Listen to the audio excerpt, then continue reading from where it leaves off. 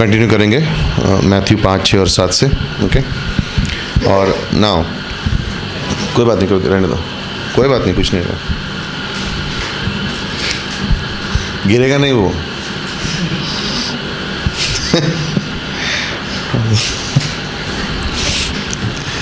Okay, पुराने नियम में यीशु मसीह ने सिखाया था, इन सेंस पुराने नियम में दिखाया गया था कि जब मसीह आएगा तो अपना सिंहासन जो है वो यरूशलेम में स्थापित करेगा, और ये इज़राइल को वाचा का सच्ची मीनिंग क्या है, उसका मतलब क्या है, जो नियम दिया गया था उसका सच्चा मीनिंग क्या है वो सिखाएगा। ये आपको दिखेगा माइका की किताब में 4 अध्याय में 1 से 4 में, कि ये जब मसीहा इस इज़राइल के पास आएगा तो उनको सिखाएगा कि जो नियम परमेश्वर ने दिए गए उसका असली मकसद क्या है। ओके, ना हम याद है, हमने बताया था लास्ट टाइम, जो रैबाय थे उन लोगों ने क्या कर दिया था, उस नियमों को लेके 617 अलग अलग उन्होंने चीज़ें बना दी थी। 365 चीज़ें लिख दी थी जो नहीं करनी चाहिए, और 248 ऐसी बात बता दी जो आज्ञाएं हैं। तो 248 आज्ञाएं हैं और 365 नहीं, ये नहीं करना है। 617 चीज़ें बना के डाल दी थी कि नियम को रखना है तो ये तुम्हें पूरा करना पड़ेगा। तो एक बोझ बन गया था लोगों के ऊपर, और उन्होंने क्या किया था, उन आज्ञाओं को उन्होंने अपना अनुवाद किया था, इसका मतलब इस तरह से है, और फिर लोगों पे थोप दिया और कहा कि इस तरह से तुम्हें चलना है। नाउ ये रूढ़िवादीपना भी है, लीगलिज्म भी है, जब लोग परमेश्वर के वचन को कुछ लेते हैं एक जगह से और कहते हैं अच्छा इसका मतलब मेरे हिसाब से ये, तो कलीसिया तुमको इस तरह से करना होगा। जो भी नियम दिया गया था वो परमेश्वर के हृदय से था, ये हमें नीचा गिराने के लिए नहीं, लेकिन उसकी नज़रों में हम प्रसन्न हो सके। दूसरा कारण क्या था, ये हम इंसान जान सके कि अब उसके अंदर खुद वो परमेश्वर तक नहीं पहुंच सकता, उसे किसी की ज़रूरत है, खुद उद्धार नहीं पा सकता, पूरा नियम नहीं रख सकता, उसे परमेश्वर की ज़रूरत है। वर्स नंबर मत्ती 5, 17 और 18। ना 17 और 18 को पूरी तरह से समझने के लिए आपको ये तीन स्क्रिप्चर्स याद रखने पड़ेंगे। गलातियों का 3, 10 से 14, गलेशियंस 3, 10 to 14, और गलातियों का 4, 4 से 7।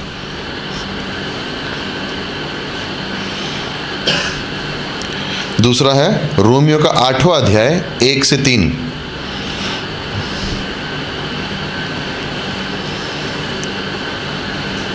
वर्स 17 और 18 हम पढ़ेंगे और फिर मैं आपको बताऊंगा, फिर ये 3 पंक्तियों पे मुड़ेंगे। और तीसरा है रोमियो का 3रा अध्याय 21 से 24। सो अगर मत्ती 17 और 18 हमें समझना है ठीक से, तो इन 3 पंक्तियों को, इन 3 वर्सेस को, स्क्रिप्चर्स को हमें पहले समझना पड़ेगा, उसके बाद ही हम समझ पाएंगे 17 और 18 का मतलब एक्चुअली यीशु मसीह क्या कहने की कोशिश कर रहे हैं। ना 17-18 में यीशु मसीह ने क्या कहा, ये ना समझो कि मैं व्यवस्था या भविष्यवक्ताओं की पुस्तकों को लोप करने आया हूँ, लोप करने नहीं परंतु पूरा करने आया हूँ, क्योंकि मैं तुमसे सच कहता हूं कि जब तक आकाश और पृथ्वी टल न जाए तब तक व्यवस्था से एक मात्रा या एक बिंदु भी बिना पूरा हुए नहीं टलेगी। तो यीशु मसीह यहाँ पे कहने की क्या कोशिश कर रहा है। ओके, तो चलिए गलातियों का 3, 10 से 14 पढ़ेंगे जल्द से। ओके ना, ये एक तरह बोल देता हूँ, दिलीप आप गलातियों का 3, 10 से 14 पढ़ना, जसपाल गलातियों का 4, 4 से 7 पढ़ना, समीर रोमियो का 8, 1 से 3, और जनक रोमियो का 3, 21 से 24। ओके, सो अभी आप जो कोई पढ़ रहा है आप उस पर ध्यान में दो, अपने पैसेज पे पहुंच जाओ। चलो गलातियों का 3, 10 से 14। इसलिए जितने लोग व्यवस्था के कामों पर भरोसा रखते हैं वे सब साफ के अधीन है, क्योंकि लिखा है जो कोई व्यवस्था की पुस्तक में लिखी हुई सब बातों के करने में स्थिर नहीं रहता वह साबित है। पर यह बात प्रकट है कि व्यवस्था के द्वारा परमेश्वर के यहाँ कोई धर्मी नहीं ठहरता, क्योंकि धर्मी जन विश्वास से जीवित रहेगा। धर्मी जन विश्वास से जीवित रहेगा, तो व्यवस्था या विश्वास। ओके नेक्स्ट 4, 4 से 7। परंतु जब समय पूरा हुआ तो परमेश्वर ने अपने पुत्र को भेजा जो स्त्री से जन्मा और व्यवस्था के अधीन उत्पन्न हुआ, ताकि व्यवस्था के अधीनों को मोल लेकर छुड़ा ले और हमको लोकपालन होने का पद मिले। और तुम जो पुत्र हो, इसीलिए परमेश्वर ने अपने पुत्र के आत्मा को जो हे अब्बा, हे पिता कहकर पुकारता है, हमारे हृदय में भेजा है। इसलिए तू अब दास नहीं परंतु पुत्र है, और जब पुत्र हुआ तो परमेश्वर के द्वारा वारिस भी हुआ। सो अब क्या हुआ? पहले आप व्यवस्था रख नहीं सकते थे, लेकिन धर्मी जन विश्वास से जिएगा। सही समय पर यीशु मसीह इस धरती पर आएगा, विश्वास के द्वारा हम उसका उद्धार पाएंगे। उद्धार पाने के बाद हम वारिस हो जाएंगे, पुत्र हो जाएंगे, उसके अधीन हो जाएंगे। सो व्यवस्था के बारे में क्या होगा? हम बुरा नहीं रख सकते, हमें विश्वास से जीना। यीशु मसीह उस पूरी व्यवस्था को पूरा करेगा। जब हम उस पर विश्वास करेंगे तो हम उसकी धार्मिकता के अधीन हो जाएंगे, उसकी धार्मिकता हमारे अंदर आ जाएगी, हम उसके पुत्र हो जाएंगे। मुझे अच्छा लगता है जसपाल, आप पंजाबी में पुत्र को पुत्र बोलते हो, राइट? ओके, रोमियो का 8:1 से। तो अब उसका नतीजा क्या है? ओके, नतीजा क्या है? रोमियो का 8:1 से 3। अतः अब जो मसीह यीशु में है उन पर दंड की आज्ञा नहीं। दंड की आज्ञा नहीं है। यहूदी क्या सिखा रहे हैं? नियम के अनुसार अगर तुम ना रख सको तो तुम्हारे अंदर दंड है। लेकिन अब पवित्र शास्त्र क्या कह रही है? यीशु मसीह क्या सिखा रहा है उनको? कि कुछ भी नहीं होगा जब तक वो हर एक बात पूरी ना हुई। वो पूरी कब होगी? यीशु मसीह में। तो जब हम विश्वास करेंगे तो अब हम पर दंड की आज्ञा है? नहीं है। सॉरी, आगे पढ़िए। क्योंकि वे शरीर के अनुसार नहीं वरन आत्मा के अनुसार चलते हैं। क्योंकि जीवन की आत्मा की व्यवस्था ने मसीह यीशु में मुझे पाप की और मृत्यु की व्यवस्था से स्वतंत्र कर दिया। स्वतंत्र कर दिया मुझे, हमेशा के लिए, एक बार के लिए नहीं, हमेशा के लिए मुझे स्वतंत्र कर दिया है। नेक्स्ट। क्योंकि जो काम व्यवस्था शरीर के कारण होकर ना कर सकी, उसको परमेश्वर ने किया, अर्थात अपने ही पुत्र को पापमय शरीर की समानता में और पाप बलि होने के लिए भेजकर शरीर में पाप पर दंड की आज्ञा। 617 कानून इंसान नहीं रख सकता था, हमेशा उस पर दंड की आज्ञा लगी रहती थी। लेकिन परमेश्वर ने अपने पुत्र को भेज दिया, सही समय पे आके उसने हमारे लिए अपनी जान दी, सारे नियम को उसने पूरा किया। अब हम उसके पुत्र हो गए, राइट, वारिस हो गए हैं। और अब हम पर दंड की आज्ञा नहीं है, और हमेशा के लिए उस आज्ञा से हम स्वतंत्र हो गए हैं। ओके, सो रोमियो का 3:21 से 24। परंतु व्यवस्था से अलग परमेश्वर की जो धार्मिकता प्रकट हुई है, जिसकी व्यवस्था से अलग क्या प्रकट हुई है? परमेश्वर की धार्मिकता। आगे पढ़िए। जिसकी गवाही व्यवस्था और भविष्यद्वक्ता देते हैं, अर्थात परमेश्वर की वे धार्मिकता जो यीशु मसीह पर विश्वास करने से सब विश्वास करने वालों के लिए है, क्योंकि कुछ भेद नहीं, इसलिए कि सब ने पाप किया है और परमेश्वर की महिमा से रहित है, परंतु उसके अनुग्रह से उस छुटकारे के द्वारा जो मसीह यीशु में है सिर्फ धर्मी ठहराए जाते हैं। आई मीन ये 3 पंक्ति अगर कोई विश्वासी समझ जाए एक साथ पढ़ के, लाइक आज़ादी है। क्यों? यहूदी क्या कह रहे थे? ये नियम, ये कानून यहूदियों के लिए, तुम इसको रखोगे तो तुम परमेश्वर की संतान बन जाओगे, वारिस हो जाओगे। और बाइबल कह रहा है, यीशु मसीह कह रहा है कि कोई नहीं रख पाएगा, सब के सब पापी है, चाहे वो यहूदी हो या गैर यहूदी हो। यहूदी कह रहे हमारे पास आज्ञा है, हमारे पास नियम है, हमारे इस तरह चलोगे तो परमेश्वर को जान पाओगे। परमेश्वर कह रहा है सब एक ही ग्रुप में है, ये नियम भी कोई नहीं रख पाएगा, सभी सबको धार्मिकता की ज़रूरत है। और जो यीशु पर विश्वास करेंगे, उस यीशु मसीह की धार्मिकता उन पर आएगी। याद है हम 3 थोपे जाने के बारे में बात करते हैं। आदम पापी बना, सारे मनुष्य जाति पापी बन गई, यानी आदम का पाप सारे मनुष्य जाति पर आ गया, तो सारी मनुष्य जाति पापी बन गई। करेक्ट? पहला थोपना हुआ वो। दूसरा थोपना क्या हुआ? यीशु मसीह जब क्रूस पर गया, सारे जगत के पाप जो हुए, हो रहे और होने वाले हैं, वो यीशु मसीह पर डाल दिए गए। अगर वो हो जाता और वहीं पे रुक जाते तो हम तकलीफ में थे। लेकिन जिन्होंने विश्वास किया, उनके ऊपर यीशु मसीह की धार्मिकता उनके अंदर आ जाती है। अब मैं परमेश्वर के सामने धर्मी हूँ। मैं पाप करता हूँ लेकिन परमेश्वर की नज़रों में मैं धर्मी हूँ। क्यों? यीशु मसीह की धार्मिकता मेरे अंदर है। अब यीशु मसीह की धार्मिकता अगर मेरे अंदर है तो परमेश्वर जब मुझे देखता है तो कैसे देखता है? धर्मी।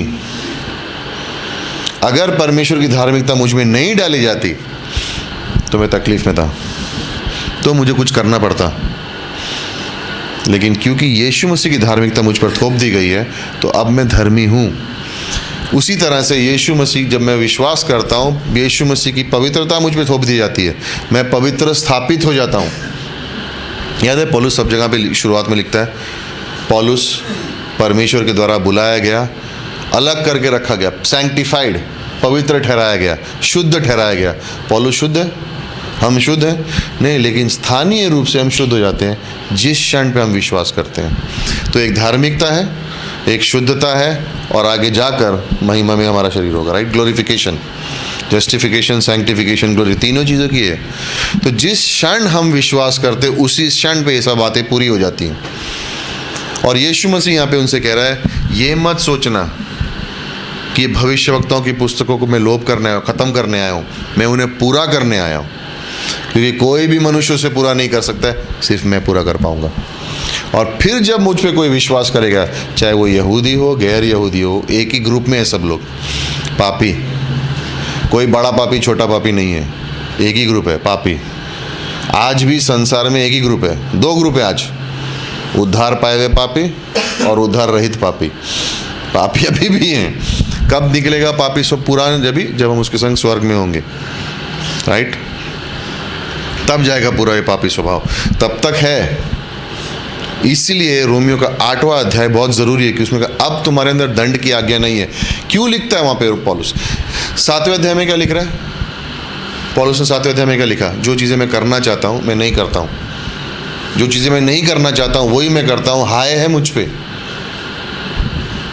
चैप्टर नंबर 7 पढ़ोगे जरा, लास्ट की 3 पंक्ति पढ़ना, चैप्टर नंबर 7 के लास्ट, एक्चुअली 4, लास्ट 4,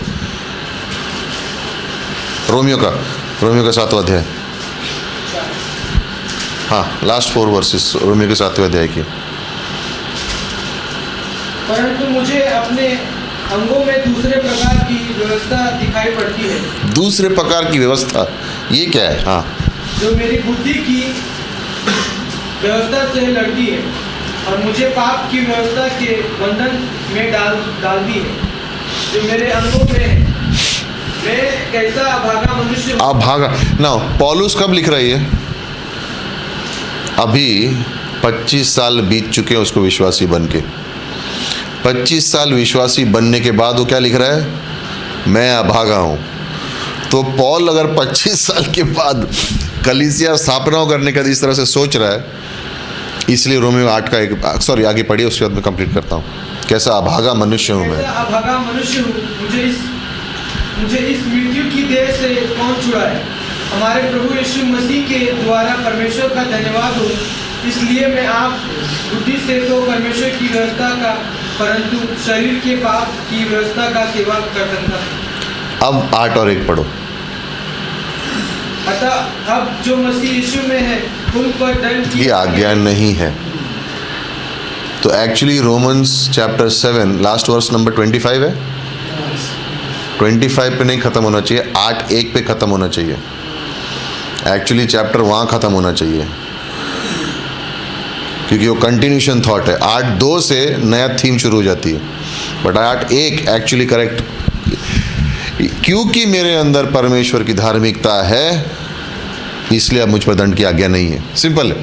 और यीशु मसीह यहाँ पे उनको सिखाने जा रहा है कि जो भी नियम में होगा पूरा होगा। ओके, नाउ परमेश्वर यहाँ पर व्यवस्था की जब बातें कर रहा है तो ये दिखाने की कोशिश कर रहा है कि व्यवस्था अच्छी है और परमेश्वर की धार्मिकता और पवित्रता दिखाती है। अगर आप व्यवस्था को पढ़ो तो व्यवस्था बुरी नहीं है, जो व्यवस्था में लिखा है वो सही है, और वो दिखाता है कि परमेश्वर पवित्र है और धार्मिक परमेश्वर है। तो पहली चीज़।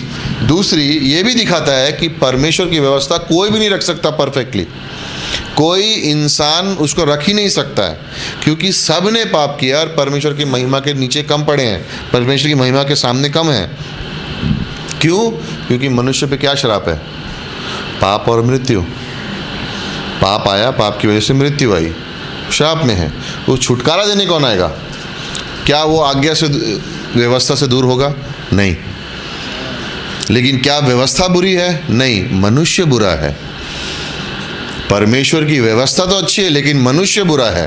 ओके, इसीलिए गलातियों का 4वां अध्याय, समय पर, सही समय पर परमेश्वर ने अपने पुत्र को मनुष्य के रूप में भेजा। मनुष्य देहधारी बना वो, राइट? किस लिए? ताकि वो व्यवस्था को पूरा करेगा, निष्पाप जीवन जिएगा।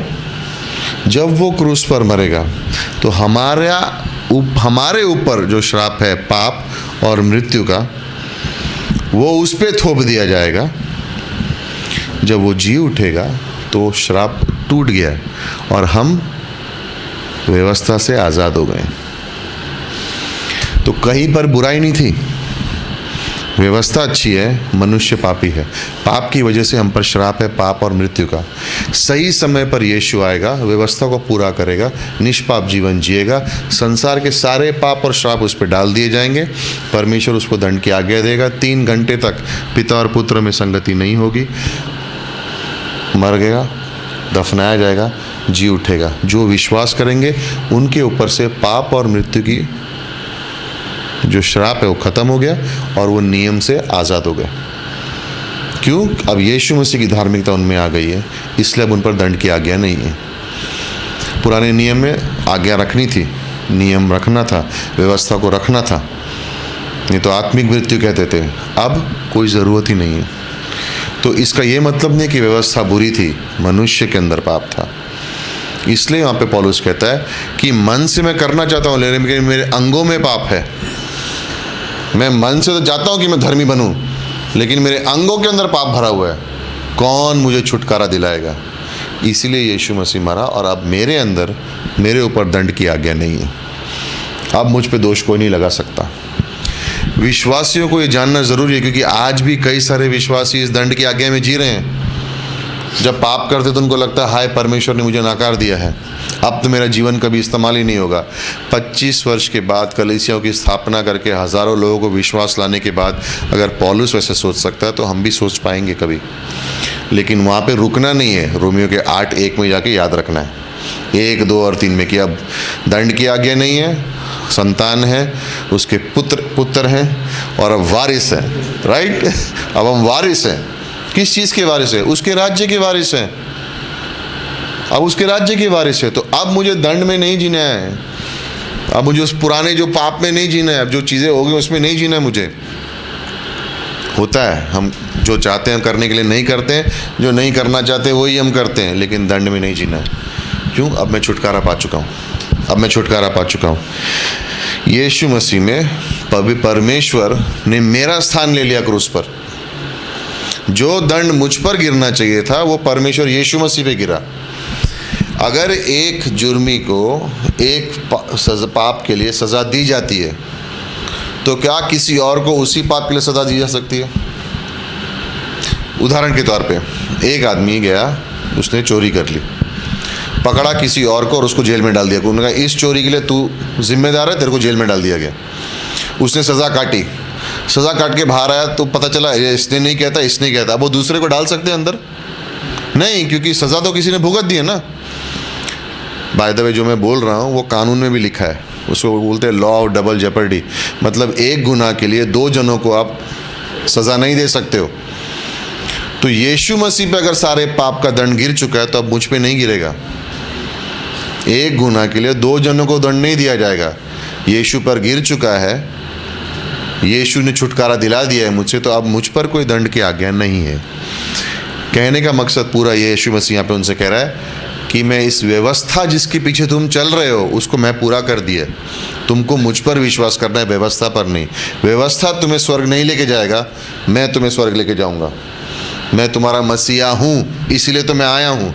लेकिन वो क्या कह रहे थे? व्यवस्था, व्यवस्था, व्यवस्था। क्यों? जब बलि अंदर आएगी तो उसमें से थोड़ा हिस्सा मुझे भी तो मिलेगा। जब वो बलि चढ़ाने जाएंगे, पैसा देने जाएंगे, उसमें से थोड़ा हिस्सा मुझे भी तो मिलेगा। अगर इसको हमने मसीहा मान लिया तो हमारी जेब खाली है, इसलिए उन्होंने माना नहीं उसको। लेकिन यीशु मसीह यहाँ पे फरीसियों से नहीं, शिष्यों से बात कर रहे हैं, शिष्यों से बात कर रहे हैं, ताकि वो जान सके उस तरह का जीवन क्या है। इसलिए अब हमारे पे दंड की आज्ञा नहीं है। क्यों? क्योंकि जो व्यवस्था दी गई थी, फरीसी क्या करते थे? अपनी सोच लगाते थे और कहते थे परमेश्वर का मकसद था ये बोलने के लिए, ये मकसद था, मतलब उस पर और थोपे जाओ लोगों के ऊपर दंड के लिए। लाइक पहले ही दबा हुआ बेचारे को और दबा दो। और यीशु मसीह कह रहा है मैं तुम्हें, जो तुम्हें व्यवस्था दी गई है वो इसलिए नहीं है कि तुम भारी रूप से कुछ करो, वो तुम्हारे मन में बदलाव लाने के लिए है। इसलिए पूरे 20वीं पंक्ति से आप देखोगे, वहाँ पे आप देखोगे बार बार यीशु मसीह कह रहा है 5, 6 और 7 में, लिखा गया है लेकिन मैं तुम्हें कहता हूँ। लिखा गया है व्यवस्था, बट एक्चुअली ये अनुग्रह का शिष्य है, ये अनुग्रह की बात है, ये अनुग्रह का दरवाज़ा है। सोच सकते हो कि ये हम सोच रहे हैं कि ये तो व्यवस्था है, व्यवस्था नहीं है, वो एक्चुअली अनुग्रह है। यीशु मसीह कह रहा है फरीसियों ने उसको नियम और कानून बना दिए, लेकिन ये तो तुम्हारे छुटकारे के लिए है। अगर इन बातों को करोगे तो तुम आत्मिक रूप से छुटकारा पाकर आराम से जी सकते हो। तो ये तुम्हें दबाने के लिए नहीं है, ये तुम्हें आज़ाद करने के लिए है, और ये तुम्हें ये दिखाने के लिए कि तुम इस व्यवस्था को कभी पूरा नहीं कर पाओगे, मैं इसे पूरा करूँगा और एक एक बात को मैं पूरा कर दूँगा। तो आगे देखेंगे। ओके, सो नियम का मकसद क्या था, व्यवस्था का मकसद क्या था? ये दिखाने के लिए कि परमेश्वर का धर्मी स्टैंडर्ड है, परमेश्वर धर्मी है। और दूसरा कारण ये था ताकि हम यीशु मसीह के पास तक जाएं। ये नियम, ये व्यवस्था हमें सिखाएगा कि परमेश्वर धर्मी है, इस व्यवस्था को मैं नहीं रख सकता हूँ, तो मुझे यीशु की ज़रूरत है, मुझे यीशु की ज़रूरत है, क्योंकि यीशु उसको पूरा कर सकता है मेरे बदले, और अब मैं उस पर भरोसा करूँगा तो उसकी धार्मिकता मुझ में आ गई है। तो परमेश्वर की नज़रों में मैं भी धर्मी हूँ। मनुष्य पापी है, व्यवस्था को नहीं रख सकता। व्यवस्था ज़रूरी क्यों है? क्योंकि मनुष्य को धर्मी बनना है परमेश्वर की नज़रों में, नहीं तो नरक चला जाएगा। लेकिन मैं कर रहा हूँ, मुझसे नहीं हो रहा है, तो मैं यीशु पर भरोसा करूँगा, क्योंकि वो पूरा कर देगा, तो उसकी धार्मिकता मुझ में आ गई। परमेश्वर की नज़रों में अब मैं धर्मी। साधारण है। तो इतने सिंपल साधारण मैसेज को लोग मानते क्यों नहीं है? सोचो कि इतने मैं सोच रहा हूँ कि यीशु मसीह उनको बता रहा है, लेकिन वो मानने को तैयार नहीं है। वैसे कुछ खास बदला नहीं है, आज भी वही चल रहा है, राइट? अगर हम किसी को जाके कहें, लाइक जब मुझसे गॉस्पेल शेयर की गई तो मैंने कहा इतना आसान थोड़ी होगा यार, जब हम विश्वास करो और हो गया, ऐसा थोड़ी होता है। तो जिसने सुसमाचार मुझसे बांटा था उसने कहा, एक पिता अपने बेटे को क्या बोलेगा? और कठिन करूँगा तेरे लिए, मुझे जानने के लिए, कि और आसान करूँगा कि तू मुझे जान सके? मतलब आसान करेगा, तो बोला वही तो है, पिता तुझे और कठिनाई देगा उसको जानने के लिए, या आसान करेगा? आसान करेगा। इसलिए यीशु मसीह आया, ताकि हमें ये सब नहीं करना पड़े। क्योंकि पूरा नियम रखने के बावजूद में अगर अंत में मुझे पता चला कि ये तो कुछ काम का नहीं है, क्योंकि मैं तो ये कर ही नहीं पाया, तो मेरा अंत क्या है? नर्क। लेकिन यीशु मसीह ने पूरा कर दिया, उसकी दंड जो है उस पर डाल दिया गया है, तो मुझ पर धार्मिकता डाली गई है। तो मैं नहीं भी कर पाया तो भी मैं स्वर्ग जाऊंगा। इसका ये मतलब नहीं है कि अब मैं यीशु मसीह में विश्वास करता हूँ, अब जो मन में आएगा मैं करूँगा, वैसा नहीं है। ओके, वैसा अगर होगा तो परमेश्वर की शिक्षा भी आएगी। इब्रानियों का 12, 5 से 11 में लिखा है, जब परमेश्वर हमें दंड देता है या डिसिप्लिन करता है, हमारा शिक्षण करता है, ये एक चिन्ह है कि वो हमसे प्रेम करता है। एक पिता ही अपने बेटे को शिक्षित करेगा। तो तुम्हारे जीवन में अगर डिसिप्लिन चल रहा है, इसका मतलब है परमेश्वर तुमसे प्रेम करता है। ये एक नोट है वो। ओके, सो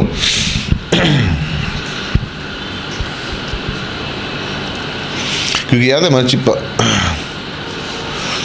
5:19 में देखो क्या लिखा है, इसलिए जो कोई इन छोटी सी छोटी आज्ञाओं में से किसी एक को तोड़ेगा तो वो वैसा ही है लोगों को सिखाया है, वह स्वर्ग के राज्य में सबसे छोटा कहलाएगा। परंतु जो कोई उन आज्ञाओं का पालन करके उन्हें सिखाएगा वही स्वर्ग के राज्य में महान कहलाया जाएगा।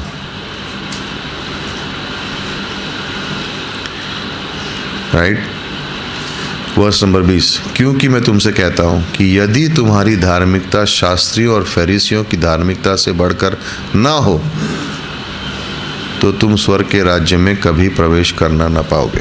तो वहाँ पर ही लोग गिर जाएंगे, बोलेंगे अरे इनसे ज़्यादा कौन बन सकता है।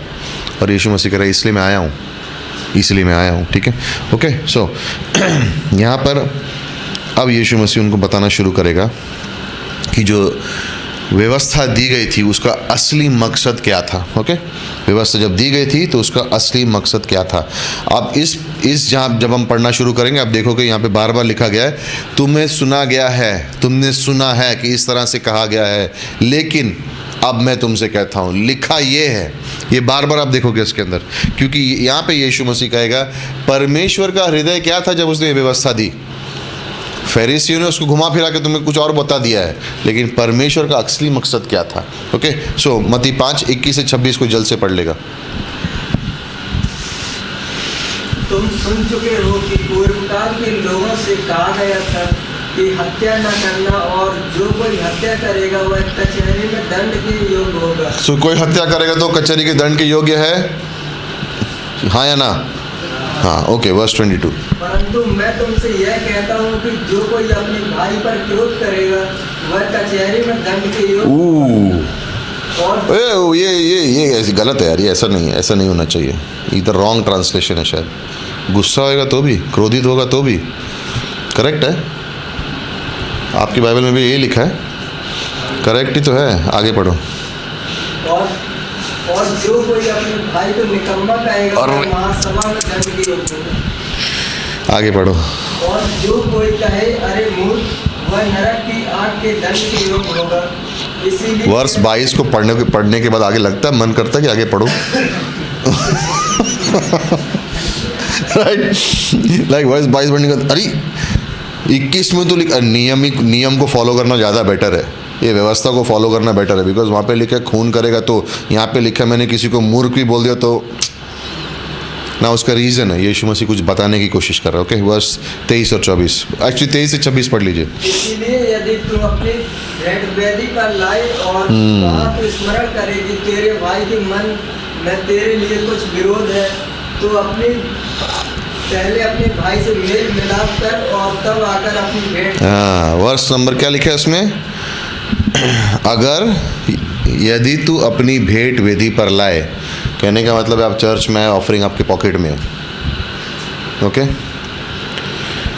और वहाँ तुझे स्मरण हो, मतलब तुम्हें याद आया सडनली कि तेरे भाई के मन में तेरे लिए कुछ विरोध है, तेरे मन में नहीं। आप ऑफरिंग आए, चर्च में ऑफरिंग देनी है, आपको याद आया मेरे भाई को मेरे अगेंस्ट कुछ है, तो क्या करना चाहिए? वर्ष नंबर 24, उसको बुलाओ। करेक्ट? नहीं, क्या लिखा है? तो अपनी भेंट वहीं वेदी के सामने छोड़ दे और जाकर पहले अपने भाई से मेल मिलाप कर। मेरे विरुद्ध किसको कुछ प्रॉब्लम है? किसी और को। यीशु मसीह यहाँ पे क्या सिखा रहा है? प्रॉब्लम तुझे नहीं है, किसी और को तेरे खिलाफ प्रॉब्लम है। शायद तुमने गलती नहीं की है, लेकिन तुमको याद है कि कोई तुम पे शायद नाराज़ है, क्योंकि उसको लग रहा है कि तुमने कुछ कहा है जो तुमने नहीं कहा है। तो हम अपने मन में क्या सोचते हैं? मैंने थोड़ी बोला है, मैं क्यों जाऊँ? उसको है तो उसको आना चाहिए मेरे पास। यहाँ पे यीशु मसीह क्या बोला? तू चर्च में आया है, ऑफरिंग देने से पहले अगर तेरे को याद आए, तेरी ऑफरिंग को छोड़, पहले जाओ उससे मेल मिलाप कर। तो हम बोलते हैं ना कि क्षमा किसको करना चाहिए? पहले 2 केस हैं यहाँ पे भी देखोगे, 6ठे अध्याय में भी देखोगे, वहाँ पे लिखा है कि जब तुमको याद आए कि तुम्हें किसी के खिलाफ कुछ है, दोनों जगह में तुमसे ही कहा गया जाने के लिए, सामने वाले के लिए वेट करने के लिए नहीं कहा गया है। अगर तुमको याद आए कि किसी को तुम्हारे अगेंस्ट कुछ है तो तुम जाओ, और अगर तुमको याद आए कि तुम्हें किसी के खिलाफ कुछ है तो भी तुम जाओ। किसी के लिए इंतज़ार नहीं करना है। जब हम किसी को माफ़ करते तो हमें कहा गया माफ़ करो और भूल जाओ। माफ़ तुम कर सकते हो, भूलना कठिन है, इससे तुम्हें पवित्र आत्मा की ज़रूरत है। तुम भूल नहीं सकते, तुम भुलाने की कोशिश करोगे तो जब भी सामने आएगा बोलेगा याद है, मैंने उसको कहा तो था, मैंने माफ़ किया, लेकिन मैं भूला नहीं हूँ कि उसने क्या किया था मेरे संग। पवित्र आत्मा वहाँ पे तुम्हारी मदद करेगा भुलाने के लिए, वो तुम्हारा काम नहीं है। पवित्र आत्मा, तुम दिल से माफ़ करोगे, पवित्र आत्मा उसको तुम्हारे मन से मिटा देगा। तुम दिल से माफ़ नहीं करोगे, तुम्हें बार बार याद आएगा। फरीसी कैसे थे मालूम है? ये रूढ़िवादी लोग कैसे होते हैं? कहते तू मेरी तरह बनेगा, हमने ये नियम बनाया हुआ, इस नियम का जब पालन करेगा तो हम तुझे स्वीकार करेंगे। तो माफ़ कैसे करते हैं? बाहर से कर देते हैं, लेकिन अंदर से भूलते भी नहीं हैं। बाहर से कहते हैं कोई बात नहीं, अंदर से बोलते हैं छोड़ूंगा नहीं, या भी अगले मौका मिलेगा तो सबके सामने बताऊंगा क्या किया था। सॉरी, आगे पढ़ो, वर्ष नंबर 25 और 26। जब तक तू मुद्दत के साथ मार्ग ही में है, उससे झटपट मेल मिलाप कर ले, कहीं ऐसा ना हो कि मुद्दत तुझे हाकिम को सौंपे और हाकिम तुझे सिपाही को सौंप दे और तू बंदीगृह में डाल दिया जाए। मैं तुझसे सच कहता हूँ कि जब तक तू कौड़ी भर न दे, तब तक वहाँ से छूटने न पाएगा। राइट। सो वहाँ पे यीशु मसीह कुछ सिद्धांत सिखा रहे हैं उनको। रैबाई लोग उस समय में ये सिखाते थे कि जो इंसान हत्या करेगा तो वो कोर्ट, सैनहेड्रिन जो कोर्ट था उसमें जाएगा, वहाँ पर उसको दंड दिया जाएगा। बट यीशु मसीह इस सिद्धांत को अलग लेवल पे ले गए। बोले हत्या कब करता है इंसान? जब उसके अंदर जो क्रोध वो कंट्रोल नहीं कर सकता है। तो प्रॉब्लम बाहर जो उसने किया वो नहीं है, प्रॉब्लम यह अंदर जो क्रोध था उसकी वजह से उसने हत्या की। तो वो क्रोध को पहले संभालो। तो यीशु मसीह कह रहा तुम फैरिसी की ट्रेडिशन, जो उसके रीति रिवाज है, जो बाहर से बोल रहे हैं उसको सीधा करने में लगे हो, लेकिन अंदर बदलाव हुआ ही नहीं है। सच्चा बदलाव अंदर से बाहर आता है, बाहर से अंदर नहीं जाता है। सच्चा बदलाव पहले मन में आता है और मन से फिर में बाहर मेरे शरीर से दिखता है। थोड़ी देर पहले यीशु मसीह ने क्या कहा था? धन्य है वो जो धन्य है वो उन्होंने जब कहा तो उनमें जो भी चीज़ें उन्होंने करने को कही उसमें से बाहर से कौन सी चीज़ थी? एक भी नहीं। सब अंदर की बातें हैं। दीनता, आदीनता, नम्रता, सब अंदर है। जब वो करोगे तो बाहर यीशु मसीह दिखेगा। तो यहाँ पे वो कह रहा है कि प्रॉब्लम तुम्हारे अंदर ये नहीं है, प्रॉब्लम ये कि अंदर की क्रोध की वजह से आदमी बाहर हत्या करता है कि वो क्रोध को कंट्रोल नहीं कर सकता, इसे जाके मार देता है। तो प्रॉब्लम हत्या का नहीं है, प्रॉब्लम अंदर जो क्रोध है उसका है। कभी ऐसा हुआ आपके जीवन में कि आपको किसी पर बहुत गुस्सा है कि उसने आपके विरुद्ध कुछ किया है ना? आप बाहर से कर रहे हो और अंदर से कर रहे हैं हाँ। राइट, हम सबके साथ होता है। राइट, ऐसा भी हो सकता है कि हमें पता भी है कि शायद मैंने जो किया उससे किसी को चोट पहुंची है, लेकिन आप ऐसे अनजान बनते हो कभी? मैंने थोड़ी किया। राइट, हम सब के साथ बोले ये कौन सी क्लास में आ गए हम लोग, सब बाहर अंदर की बातें बाहर आ रही हैं। बट हम सब इसके दोषी हैं और यीशु मसीह बता रहा है, क्योंकि याद है मसीह ने क्या कहा? सब पापी हैं, कोई दंड की आज्ञा नहीं कर पाएगा। तो यीशु मसीह जब नियम बता रहा है तो वो कह रहा है ये नियम जो मैंने व्यवस्था दी वो सिर्फ यहूदियों के लिए नहीं थी, सारे पापी इसको समझ सकते हैं कि ये हम करते हैं और इसीलिए हमें उद्धारकर्ता की ज़रूरत है। क्योंकि बाहर की चीज़ों को तो मैं छुपा सकता हूँ, अंदर के अंदर मेरा जो भाव है उसको बदलेगा कौन? और यीशु मसीह कह रहे इसलिए तो मैं आया हूँ, इसीलिए तो मैं आया हूँ। ओके, सो पहला यूहन्ना का 3:15। ओके, और लय व्यवस्था 19, 17 और 18 जल्द से पढ़ेंगे। मुझे लगा था मैं क्लास कंप्लीट करवाऊंगा, पहले के अंदर ही फंस गए हम लोग, बट अच्छा है, कोई बात नहीं। लय व्यवस्था 19, 17 से 18 पहले जल्द से पढ़ लेंगे, क्योंकि यीशु मसीह अलग लेवल पे जा रहा है। और फिर पहला यूहन्ना 3:15 पढ़ेंगे। तो जल्द से कोई लय व्यवस्था 19 पढ़ ले, 19वां अध्याय 17 और 18वीं पंक्ति।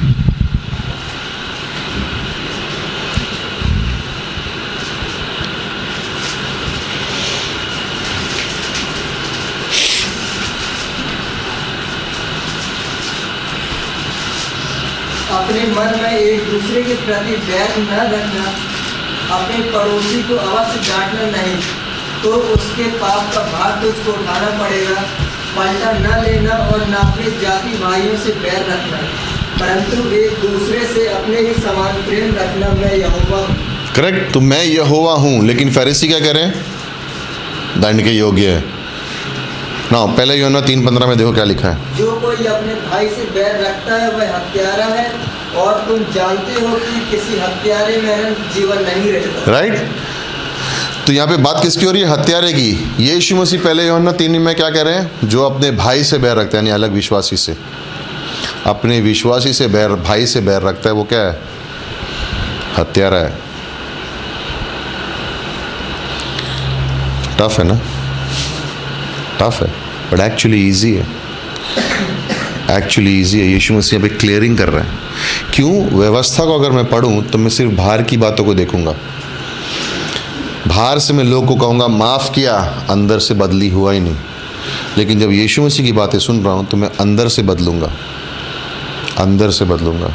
यीशु मसीह ने कहने का मतलब क्या है? कह रहा है, वो ये कह रहा है कि अगर किसी के मन में क्रोध, नफरत, किसी की बुराई करके उसको नीचे गिराना है तो सब हत्या के समान है, वो सब हत्या के समान है। और वो क्या कह रहा है? अपने भाई से बैर मत रख, विश्वासी हो या अविश्वासी हो, पड़ोसी भी लिखा है, करेक्ट? लेवल व्यवस्था में यीशु मसीह से अलग लेवल पे लेके जा रहा है। कह रहा है किसी से बैर मत रख, किसी से बैर मत रख। तुम कहते हो कि तुम मुझसे प्रेम करते हो, जिसे देख नहीं सकते, लेकिन अपने भाई से बैर रखते हो जिसे देख सकते हो। कपटी हो तुम। लाइक ये वर्सेस सुन के बोलते हैं ये क्या करेक्ट है।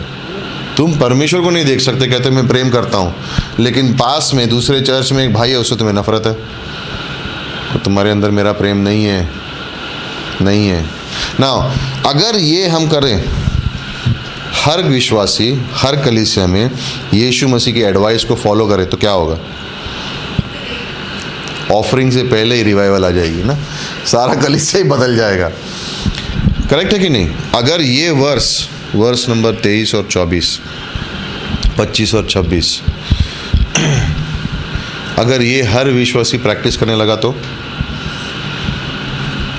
जब क्लास ख़त्म होगी तो आपको मौका दिया जाएगा 5 मिनट के लिए अपने फ़ोन निकालना, और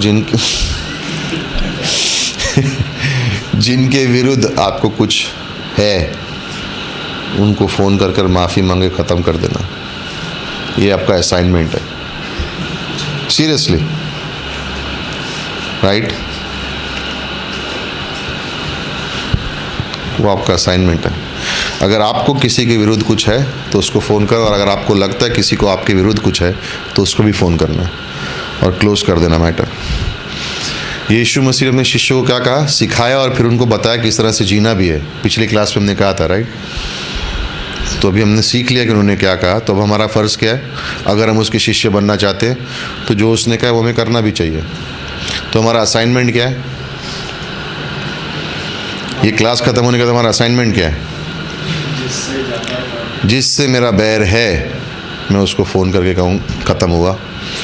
और अगर आपको लगता है कि किसी को आपके संग बैर है तो उसको फ़ोन करके, सब मिल के मत करना, तो सबको पता चल जाएगा। अकेले में जाना कोने में कहीं पे जाकर और फ़ोन कर लेना। या इस अगर आज नहीं करना तो कल कर लेना, अगली क्लास से पहले कर लेना। सीरियसली, मैं मजाक नहीं कर रहा, मैं सीरियसली बोल रहा हूँ। और फिर पवित्र आत्मा का कार्य उसी क्षण में अपने जीवन में पाना कि देखना कितनी शांति मिलेगी। सेवकाई में मेरा किसी के संग प्रॉब्लम था, और मैं नाम नहीं लूँगा, और पैसों को भी पता था, और मैं नहीं मांगूंगा, उसने किया है। और एक दिन मैं सुबह बाइबल पढ़ रहा था और ये वर्स ऐसे लगा जैसे परमेश्वर ने मुझे ज़ोर से मारा, ऐसा लग रहा था। बोला नहीं ये नहीं हो सकता। मैंने बाइबल पलट दी। दिन भर वो वर्स गया नहीं। शाम को मैं उस व्यक्ति के पास गया, जाके क्लियर कर दिया। बहुत दुख हो रहा था एक्चुअली, क्योंकि मेरे फॉल्ट नहीं थी, मैंने गलती नहीं की थी, मैं क्यों जाऊँ। बट जिस क्षण पे वो किया, मेरे आगे कुछ बोलने से पहले उस व्यक्ति ने मुझसे कहा नहीं गलती तेरी नहीं थी, मेरी थी। गले मिले, बातचीत की, और आज तक बहुत सही दोस्त हैं। पवित्र आत्मा जो काम उस क्षण में करेगा, आप उसका एहसास भी नहीं कर सकते। घटना घटी है 11 साल पहले, और आज भी वो व्यक्ति ऐसे, हम लोग ऐसे दोस्त हैं, ऐसे एकदम ही करीबी दोस्त हैं।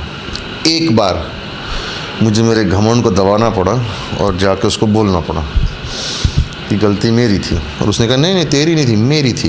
Thank you. बट पवित्र आत्मा ने फिर जोड़ दिया। क्यों? मेल मिलाप किसका काम है? वर्स नंबर हमने पहले पढ़ा था, राइट? मेल मिलाप किसका काम है? परमेश्वर का काम है। और जब हम मेल मिलाप कर रहे हैं तो हम उसकी क्या कर रहे हैं? उसकी परछाई की तरह कार्य कर रहे हैं। तो परमेश्वर वहाँ पे आशीष देता है। ओके, सो 27 से 30 पढ़ेंगे, वर्स नंबर 27 से 30, मत्ती 5, 27 से 30। तुम सुन चुके हो कि कहा गया था व्यभिचार न करना, परंतु मैं तुमसे यह कहता हूँ कि जो कोई किसी स्त्री पर कुदृष्टि डाले वह अपने मन में उससे व्यभिचार कर चुका। यदि तेरी दाहिनी आंख तुझे ठोकर खिलाई तो उसे निकालकर फेंक दे, क्योंकि तेरे लिए यही उचित है कि तेरे अंगों में से एक नष्ट हो जाए और तेरा सारा शरीर नरक में न डाला जाए।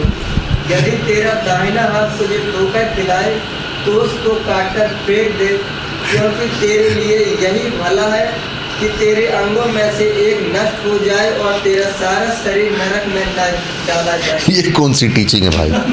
आँख निकाल दो, हाथ काट दो, राइट? नाउ जैसे हमने कहा फर्स्ट में यीशु मसीह क्या कह रहे हैं? व्यवस्था कुछ कह रही है, भारी रूप से लोग सोच रहे हैं, फैरिसीज रैबाई सब सिखा रहे हैं भारी रूप से किस तरह से रहना है, और यीशु मसीह किस चीज़ की बात कर रहा है? मन के अंदर की। कमांडमेंट में क्या लिखा है? व्यभिचार नहीं करना, यानी शारीरिक रूप से व्यभिचार नहीं करना। यीशु मसीह कह रहा है वो तो बात की बात है, तुमने एक स्त्री को गलत नज़र से देख भी लिया तो तुमने ऑलरेडी व्यभिचार कर दिया, उसको अलग लेवल पे ले गया हो। बोला व्यभिचार कब होता है? उसी समय नहीं, पहले तुम सोचते हो, आंखों से देखते हो, सोचते हो, उसके बाद वो शरीर का काम करते हो। हवा ने जब फल खाया, पहले देखा, उसको अच्छा लगा, तो जाके उसने तोड़ा। उसने कहा व्यभिचारी कब बनता है? व्यभिचार जब शारीरिक रूप से करता है तभी नहीं, जब उसने पहली बार गलत नज़र से देखता है तो वो व्यभिचारी हो जाता है, तब वो व्यभिचारी हो जाता है। ओके, तो कह रहा है उसको निर्गमन 20:14 से 15 में लिखा है लालसा भी मत करना, कवट। जो तेरी चीज़ नहीं है उसकी लालसा नहीं करना, जो तेरी चीज़ नहीं है, डू नॉट कवेट लिखा है, राइट? निर्गमन 20:14-15 पढ़ना फट से। फरीसी सिखा रहे हैं शारीरिक कार्य, यीशु मसीह सिखा रहा है आत्मिक, उसका आत्मिक विवरण बता रहा है। बोलिए, सॉरी। तू व्यभिचार न करना, 15वां तू चोरी न करना। 14 वर्ष नंबर 14, निर्गमन 20:14 तू व्यभिचार न करना, और वर्ष नंबर 15 तू चोरी न करना। ओके, सो व्यभिचार न करना मतलब, कहने का मतलब ये है लालसाओं के बारे में। जो तेरी चीज़ नहीं है उस पर नज़र मत डालना, क्योंकि जब तू उस पर नज़र डालेगा तो तेरा मन क्या करेगा? लेने का मन करेगा। उदाहरण जानते हैं क्या है? दाऊद और बादशीबा को देखा, लालसा आई, क्या किया? ले लो, लेकिन किसी और की पत्नी है वो, व्यभिचार हो गया। शुरुआत कहाँ से हुई? देखने से, करेक्ट? यहाँ पे यीशु मसीह वही कह रहा है ना। उसके बाद वो लिखता है वर्ष नंबर 29 में, यदि तेरी दाहिनी आँख तुझे ठोकर खिलाए तो उसे निकाल कर फेंक दे। ये तो यीशु मसीह बहुत डिफ़िकल्ट है ना। अगेन यीशु मसीह शारीरिक बात नहीं कह रहा है, वो आत्मिक सिद्धांत सिखा रहा है। लालसाएं जब आएँ तुम्हारे जीवन में, आँखों के द्वारा या तुम्हारे हाथ के द्वारा तुम्हें लालसा आए, टेम्पटेशन आए, उससे दूर रहो, उन बातों से दूर रहो। ओके, उन बातों से दूर रहो। कहने का मतलब यह है लालसाओं को अपने जीवन में एक ऐसे होता ना, उंगली रखने की जगह भी मत देना, क्योंकि लालसाओं का काम क्या है? अगर उंगली भी अंदर आने दी, तुमने स्थान को आने दिया, तो पूरा हाथ अंदर आ जाएगा ना। मैंने आपको ये एग्जाम्पल दिया कि नहीं मुझे पता नहीं, कौन सा बॉक्स वाला दिया, होल वाला दिया, ये वाला एग्जाम्पल बताया। ज़मीन, ये मेरी ज़मीन का टुकड़ा है, ये मेरी ज़मीन का है, ये मेरी खुद की ज़मीन है। इसके अंदर ये प्लॉट किसी और का है, ये छोटा सा प्लॉट, ये पूरा मेरा है, लेकिन ये प्लॉट किसी और का है। कानून के अनुसार ये मेरी जिम्मेदारी है कि मुझे यहाँ से सड़क बनानी पड़ेगी उसके लिए। इसको बोलते हैं राइट ऑफ वे, रास्ते का अधिकार। उसकी ज़मीन तक पहुँचने के लिए सड़क बना सकता है। मेरी ज़मीन के बीच में से कानूनी अधिकार है। कहने का मतलब क्या है? लालसाओं के लिए एक स्थान भी छोड़ा, शैतान के लिए आने के लिए दरवाज़ा है, अपने खुला रखा है। वो आके आपको और सता सकता है और लालसा आपके जीवन में भर सकता है। यीशु मसीह यहाँ सिखा रहे, इसको जगह भी मत देना। यहाँ पे, यहाँ नहीं दोगे तो अंदर आ भी नहीं पाएगा। अगर वो पैर रख पाया तो थोड़ी देर में वो अंदर खुद भी घुस जाएगा। कहने का मतलब आपके शरीर में आत्मिक रूप से नहीं, लेकिन लालसाएं आपके जीवन में भर देगा। एक लालसा की जगह छोड़ी तो दूसरी लालसा भी डाल देगा, तीसरी भी डाल देगा, चौथी भी डाल देगा, और तुम पाप में गिरते रहोगे। वो लालसा तुम्हें जकड़ लेगी। वो सिखाने की कोशिश कर रहा है यीशु मसीह कि लोग, इसलिए वो कह रहा है कि पाप का कोई भी अवसर तुम्हारे जीवन में आए, उसे आने भी मत देना, उस लालसा को जगह भी मत देना। तो कैसे? 1 कुरिन्थियों का 10-13 पढ़ेंगे। 1 Corinthians 10:13, जल्द से। तू तुम किसी ऐसी परीक्षा में नहीं पड़े जो मनुष्य के सहने से बाहर है। परमेश्वर सच्चा है और वह तुम्हें सामर्थ्य से बाहर परीक्षा में न पड़ने देगा, वरन परीक्षा के साथ निकास भी करेगा कि तुम सह सको। सो जब लालसाएं आए या परीक्षा आए, परमेश्वर अनुग्रह का मार्ग तुम्हें दिखा देगा। कहने का मकसद यहाँ पे उसका है, लालसाओं को अपने जीवन में जगह मत देना। अगर आपको लगता है कि ये इस चीज़ को मेरे जीवन में अगर मैं ज़्यादा देर देखा ना, आजकल क्या आज हमारे पास है ना 4G, ये फ्री वो फ्री, उसका इस्तेमाल करते हैं लोग, और वो लालसा है। आपको इस्तेमाल करने आना चाहिए। लालसा है गलत चीज़ देखने के लिए, संभाल के रहना। अगर वो आदत लग गई किसी को, तकलीफ़ होती है आगे जाके जीवन में। आने मत देना उसे, आने मत देना उसके अंदर, जीवन के अंदर। इन चीज़ों से सावधान रहो। ये सारी चीज़ें हमारी भलाई के लिए दी गई हैं, लेकिन ये हमें बहका भी दे सकती है, भटका भी सकती हैं। उनको भटकाने मत देना। परमेश्वर का अनुग्रह, इसलिए अपने मन में शुद्धता रखनी है। जब हम अपने मन में शुद्धता रखेंगे तो उन चीज़ों से, हमारी लालसाओं से हम डरेंगे नहीं। उन लालसाएं हम आप पर जीत नहीं पा सकती हैं। परमेश्वर की आत्मा उन सब चीज़ों से ज़्यादा महत्वपूर्ण है और ज़्यादा सामर्थ्य है। हमें दरवाज़ा नहीं खोलना है। इस दरवाजे को बंद रखने के लिए हमें प्रार्थना में रहना है, वचन में मनन करना है, पवित्र आत्मा से भरपाई में रहना है, और